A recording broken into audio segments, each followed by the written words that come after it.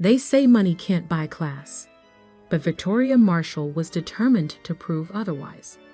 Standing in her designer wedding dress that cost more than my car, she'd orchestrated what she called the society event of the season. Funny how quickly my father's modest country club wedding had transformed into a showcase of excess once she took over the planning. My name is Olivia Bennett, and until 6 months ago, I was the VP of Commercial Lending at First Capital Bank, the same bank that was about to fund my father and his new wife's dream business venture. Life has a way of coming full circle, especially when people forget who you really are. I still remember the day Dad met Victoria at his hardware store. She'd walked in looking for authentic vintage tools to decorate her luxury real estate office. Back then, she'd been perfectly pleasant, even complimenting my financial expertise when Dad proudly mentioned my banking career. A banker? How practical, she'd said with that same smile she'd later used to cut me down at every opportunity. What changed? Simple. She discovered I wasn't just any banker. I was the daughter of the man she intended to marry. Suddenly, my career was quaint and limited. After all, in Victoria's world, women of status didn't work in finance. They ran charities and planned galas. Darling, she'd say to Dad, loud enough for me to hear, isn't it time Olivia found something more suitable? The banking world is so harsh for a young woman. Dad would just nod, already caught in her spell. My strong-willed father, who'd raised me alone after Mom died, who'd encouraged me to pursue my dreams in finance, was slowly transforming into Victoria's puppet. The wedding planning became her weapon of choice. Every decision, every detail was calculated to remind me of my place, or rather, the place she thought I deserved. The seating chart is rather complicated, she'd say during planning meetings.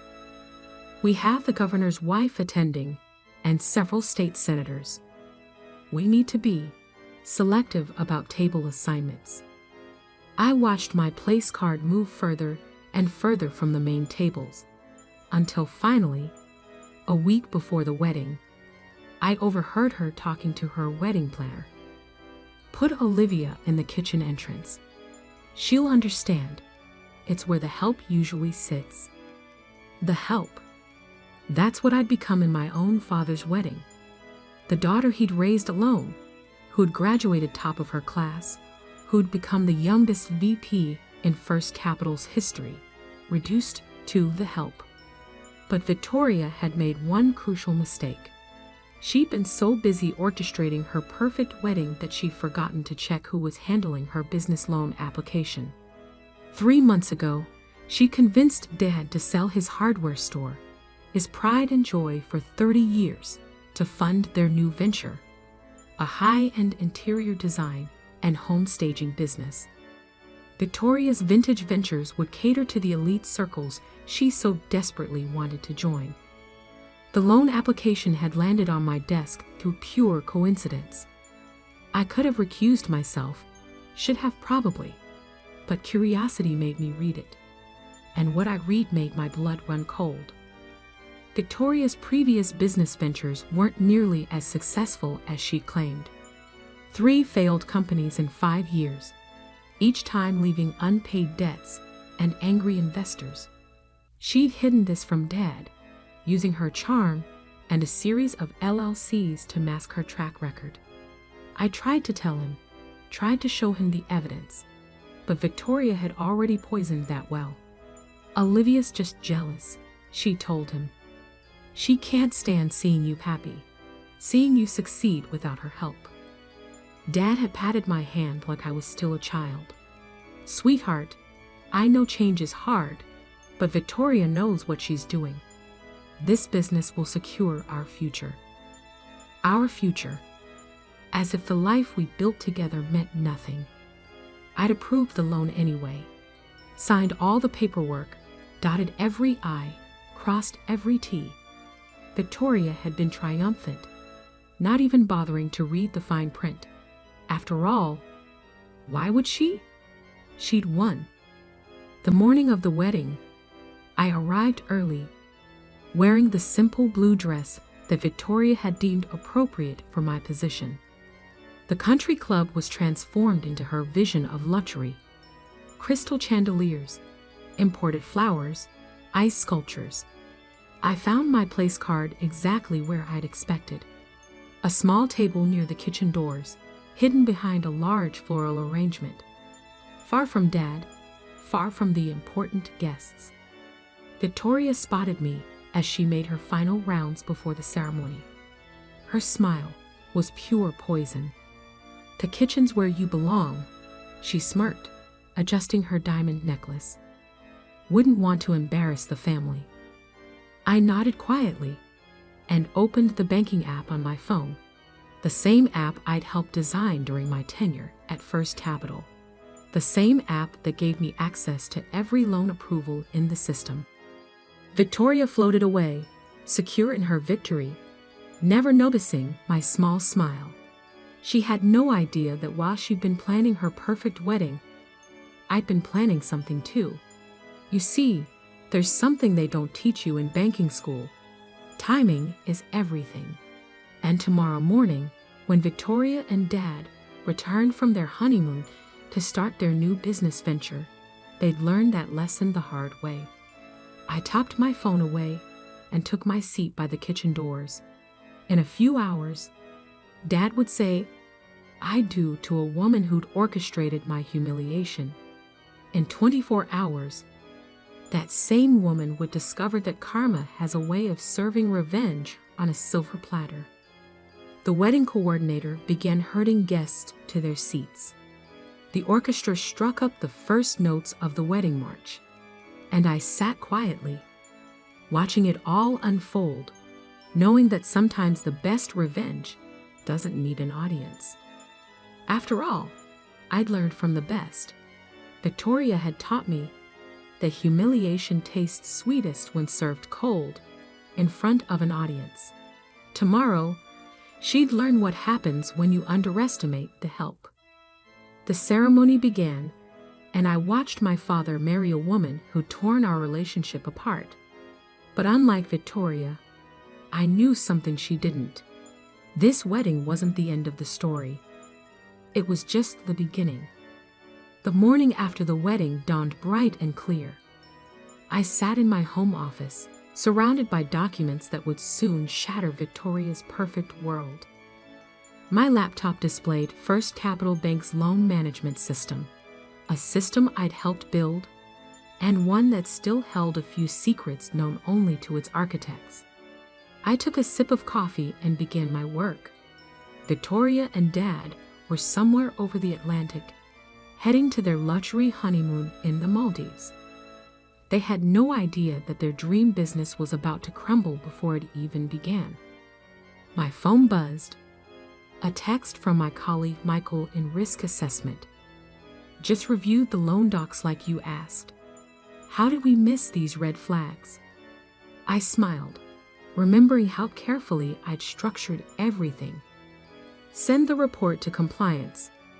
I texted back. Standard protocol. The truth was, we hadn't missed anything. I just waited for the perfect moment to discover the irregularities in Victoria's loan application. Timing, as they say, is everything. My desk phone rang.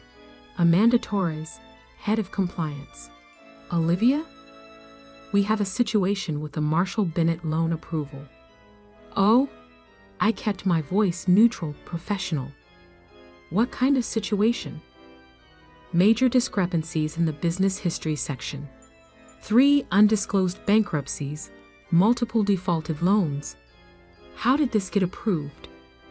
I could hear her shuffling papers. "And the collateral verification. The property she listed as security. It's already mortgaged to 2 other banks." "That's concerning," I replied, fighting to keep the satisfaction from my voice. "Have you flagged it for immediate review?" Already done. Given the severity, we're initiating an emergency cancellation. The funds were scheduled for release tomorrow.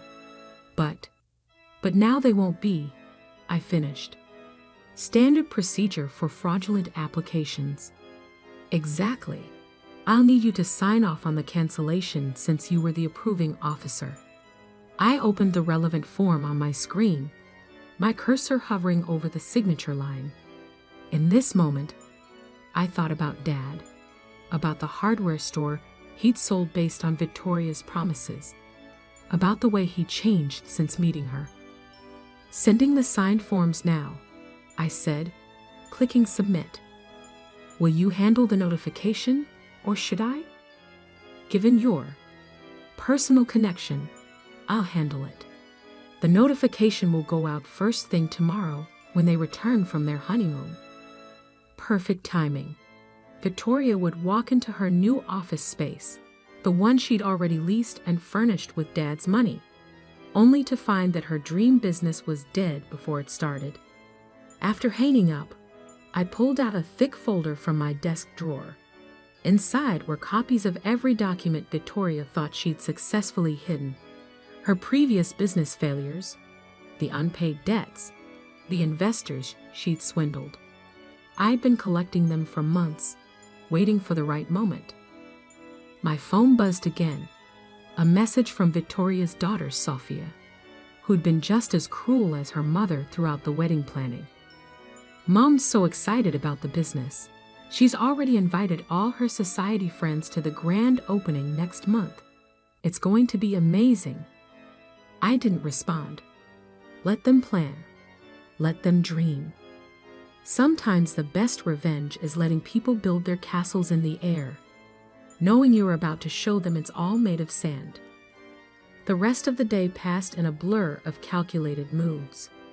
I forwarded Victoria's true business history to every high-end design magazine that had agreed to cover her grand opening. I sent anonymous tips to the society columnists she'd been courting. By the time she returned, her carefully constructed image would be in tatters.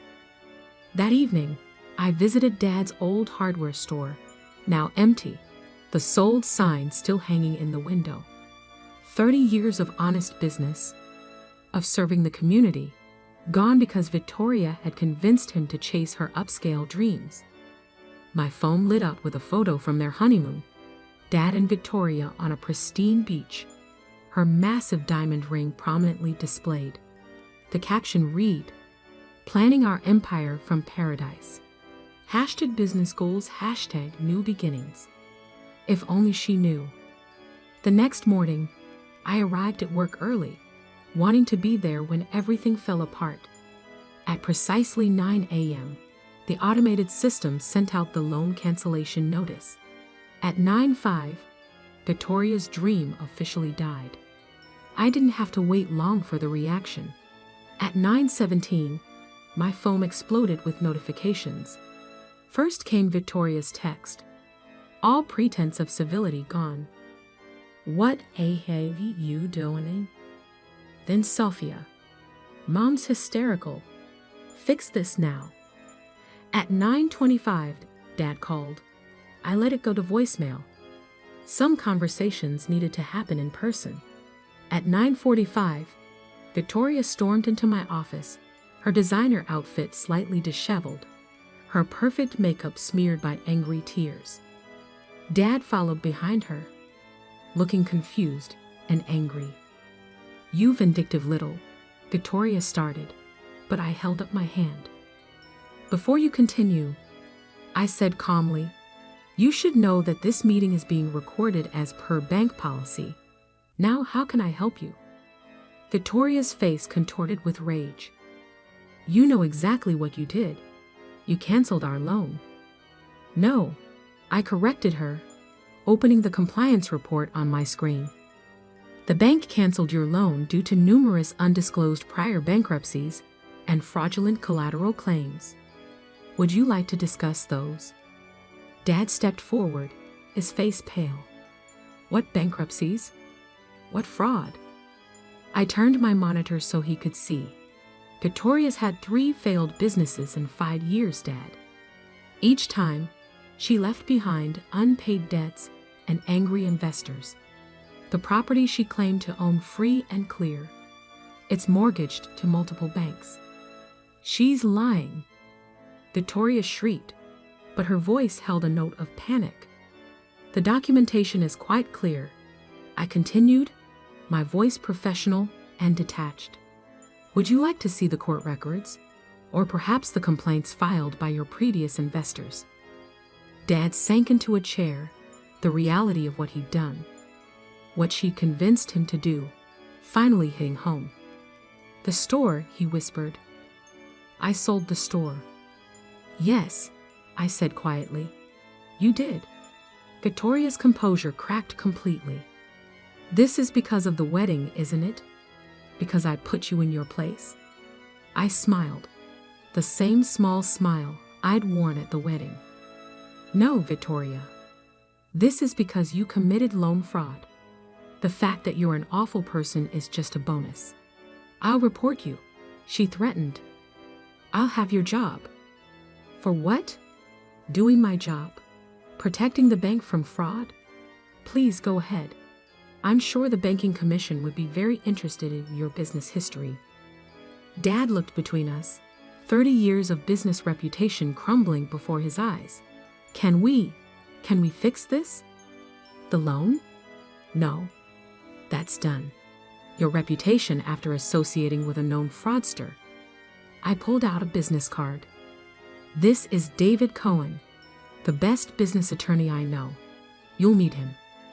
Victoria grabbed her designer bag, her hands shaking. This isn't over. Actually, I said, standing up, it is. Security will escort you out. Standard procedure for fraud cases. As if on cue, 2 security guards appeared at my door. Victoria's final humiliation would be walking through the bank's lobby, past the very society people she'd been so desperate to impress. Dad stayed behind, looking older than I'd ever seen him. Why didn't you tell me? I tried, Dad, many times. But you didn't want to hear it from your practical daughter who works in that harsh banking world. He flinched at the words, Victoria's words, thrown back at him.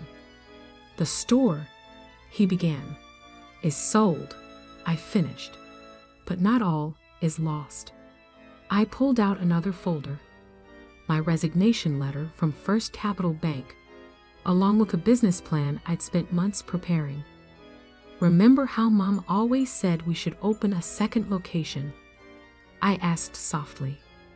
I've spent the last 6 months negotiating with investors.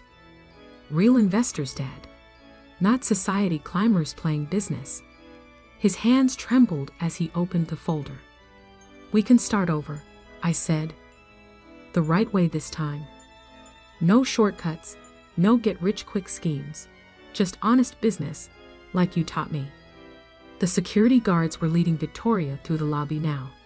I could hear her protests echoing down the hallway. Dad looked at the business plan, then at me. Why? Because sometimes, I said, people need to lose everything to remember what really matters. Through my office window, I watched Victoria climb into her luxury car, her dream of social climbing via my father's hard work shattered. Sometimes revenge isn't about destroying someone, it's about exposing who they really are. And sometimes the best revenge is rebuilding something better from the ashes of what was lost. 1 year can change everything.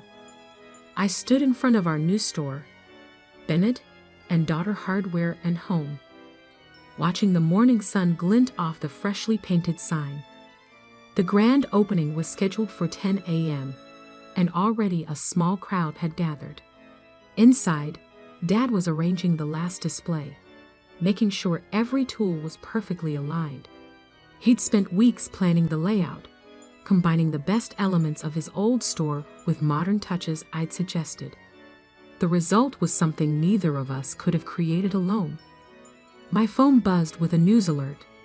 Socialite Victoria Marshall faces federal charges in investment scheme. I allowed myself a small smile. Karma, it seems, has perfect timing. The past year had been a journey of reconstruction, not just of the business, but of relationships. After the loan cancellation debacle, Dad had filed for annulment, citing Victoria's fraud as grounds.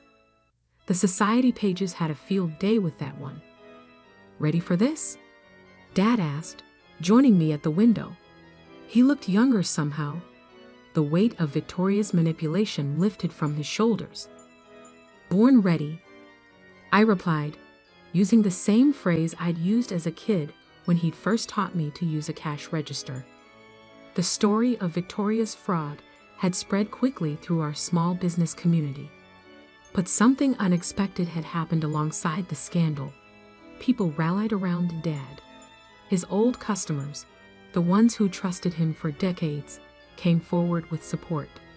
Thomas Green, the elderly carpenter who'd been coming to our store for 30 years, had been the first to approach us about investing in the new venture. "Your father taught me everything I know about selecting wood," he'd said, writing out a check. Time to return the favor. Other local business owners followed, not with millions like Victoria had promised, but with honest investments from people who understood the value of integrity over flash. We found the new location, bigger than the old store, but still in the heart of the community, through one of Dad's longtime customers. The renovation had been a community effort, with local contractors offering their services at cost. The interior design, nothing like Victoria's grand plans. Instead of crystal chandeliers and imported marble, we had warm wood finishes and practical layouts. The DIY workshop area I'd always dreamed of adding was ready for its first class next week. 10 minutes until opening, Dad said, checking his watch. Mom's old watch, the one he'd started wearing again after Victoria left. I nodded, remembering another opening day, 25 years ago. I'd been 5, standing proudly in front of the original store, wearing a tiny apron with Daddy's helper embroidered on it. The crowd outside had grown. I spotted familiar faces, loyal customers, local business owners, even some of my former colleagues from the bank who'd left after witnessing Victoria's meltdown. Michael from Risk Assessment had quit 2 months after me, tired of the corporate politics. Now he handled our books, bringing big bank expertise to our family business. At 9:58, I saw a familiar car pull into the parking lot. Victoria's daughter Sophia stepped out, looking different from the last time I'd seen her. Gone were the designer clothes and superior attitude. She walked hesitantly toward the entrance. Dad tensed beside me, but I touched his arm. "It's okay," I invited her. Sophia had reached out 3 months ago after Victoria's arrest. Her mother's schemes had left her jobless and humbled. She'd asked for a chance to apologize, to make amends. "Your mother," Dad began, "is not her daughter," I finished. "Remember what Mom used to say about second chances?" He smiled slightly. "They have to be earned, not given." Sophia had earned hers, spending weekends helping us set up the store, learning the business from the ground up. Today she would start as our customer service manager, a real job, not the fancy title Victoria had promised her. At exactly 10 a.m., I unlocked the doors. The crowd streamed in, their excited chatter filling the space with energy. Local reporters covered the opening, not society columnists this time, but real journalists interested in a story of community and redemption. "Welcome to Bennett and Daughter," Dad and I said together, greeting each customer like family. By noon, we'd made our first 100 sales. By closing time, we'd exceeded our projected opening day revenue by 40%. But the numbers weren't what mattered most. What mattered was the moment a young girl walked in with her mother, pointed to my name on the sign, and said, "Look, Mom, a girl can run a store too. What mattered was seeing Dad in his element again, explaining the difference between Phillips and flathead screwdrivers to a first-time homeowner. What mattered was Sophia, helping an elderly customer find the right light bulbs, genuine smile replacing her old smirk. That evening, after the last customer left, Dad and I sat in the office, Mom's old desk between us, now holding both our computers. She would be proud, Dad said quietly, of both of us. I looked around at what we'd built from the ashes of Victoria's deception. You know what I think she'd be most proud of? What's that? That we proved success doesn't need schemes or fraud. Just honest work and real relationships. He nodded, understanding in his eyes. Speaking of relationships, I got an interesting call yesterday from Margaret at the bank. I raised an eyebrow. Margaret had been my mentor before Victoria came along. The board is investigating all of Victoria's connections. Seems she had quite a network of fraudulent loans. They're restructuring the entire commercial lending division. He paused. They want you back as regional director. I thought about it for a moment, looking at our store, at the future we built. Tell them thank you, I said finally. But I'm exactly where I belong. Dad smiled, the proud smile I'd missed during Victoria's reign. Yes, you are. Later that night, as I was closing up, I found Victoria's wedding seating card, still tucked away in my desk drawer. Kitchen entrance. It read an elegant script. I smiled and dropped it in the shredder. Some things aren't worth keeping, even as reminders. My phone buzzed one last time. A message from the prosecutor handling Victoria's case, confirming my appointment to testify next week. But that was just details now. The real victory wasn't in Victoria's downfall or even in saving Dad from her schemes. The real victory was in proving that success doesn't need validation from socialites or approval from society pages. Sometimes it just needs a father and daughter who believe in each other, a community that stands together, and the courage to rebuild something honest from the wreckage of broken dreams. As I locked up for the night, I looked at our sign one more time. Bennett and Daughter Hardware and Home. No crystal chandeliers, no imported marble, no fake sophistication. Just real value, honest work, and a legacy built to last. Sometimes the best revenge isn't in destroying what others build. It's in building something they can never destroy.